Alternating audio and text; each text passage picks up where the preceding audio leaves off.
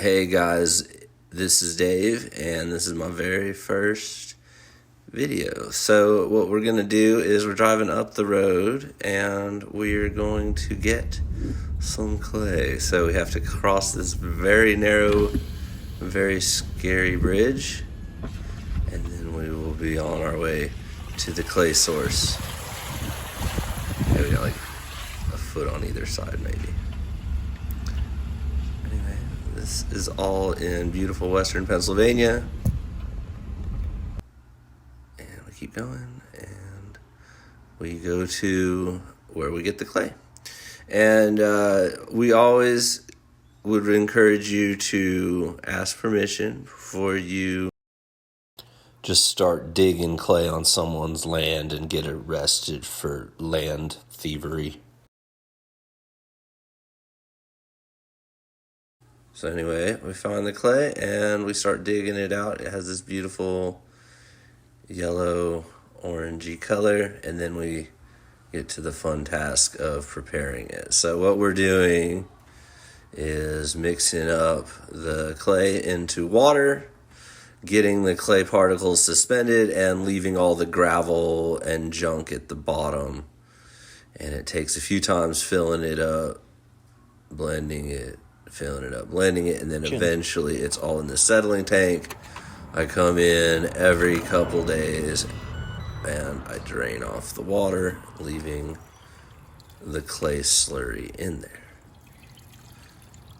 And that takes some time too.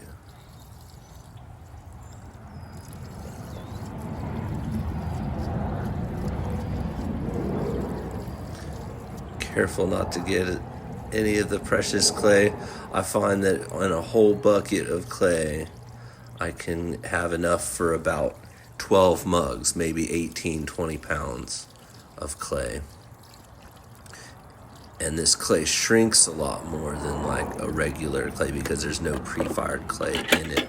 It's just straight clay from the mountain. So then we get it, we pull it out, and we put it on the drying boards after it's settled, and we pulled water off a few times, and it starts getting a little bit more with your elbow and less like clay water. I put it on there, flip it. Usually it takes a day and a half, but it dries out pretty quickly on the plaster. Everything, you get a poop comment. I always smooth it not to get any like lumps, because anything poking out of the, I guess, a mass of clay is going to dry out, and you're going to have like hard bits.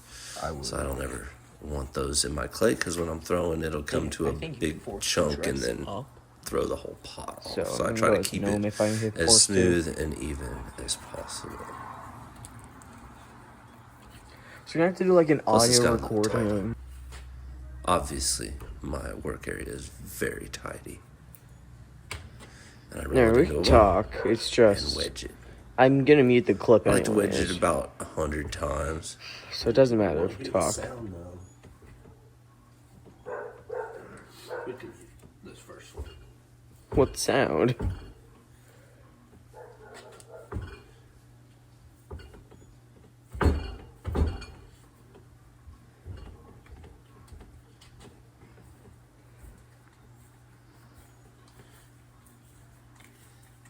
So the first time I was doing like the ram's head method, and then I go into the spiral method. So I like to use both methods.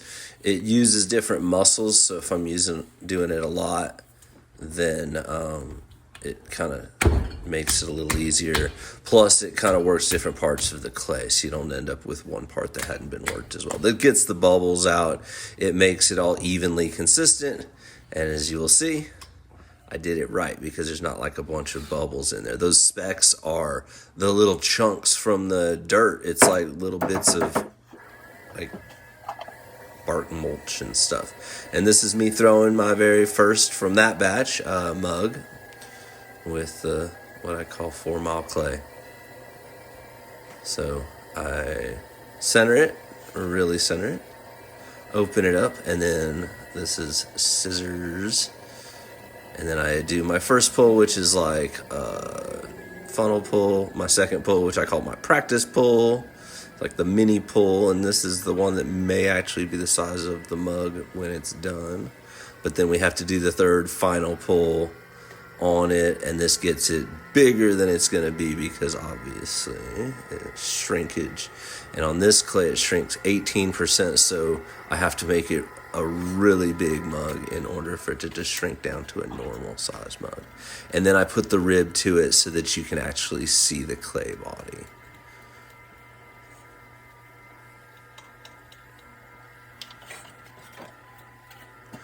I always then sponge out the bottom, and I also level out the bottom with that tool at the same time. Smooth it out, level it.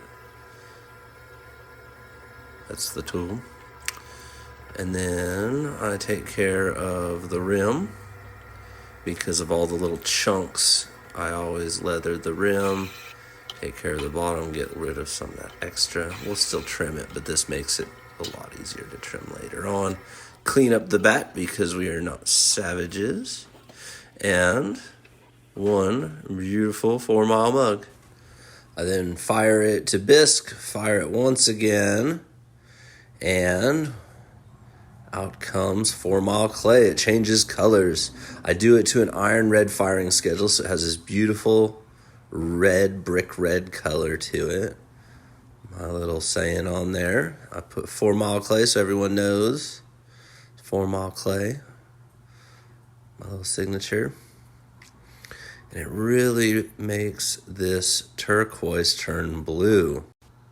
I hope you liked it. If you like this mug, if you like this clay, let me know in the comments below. Subscribe, like, all the things.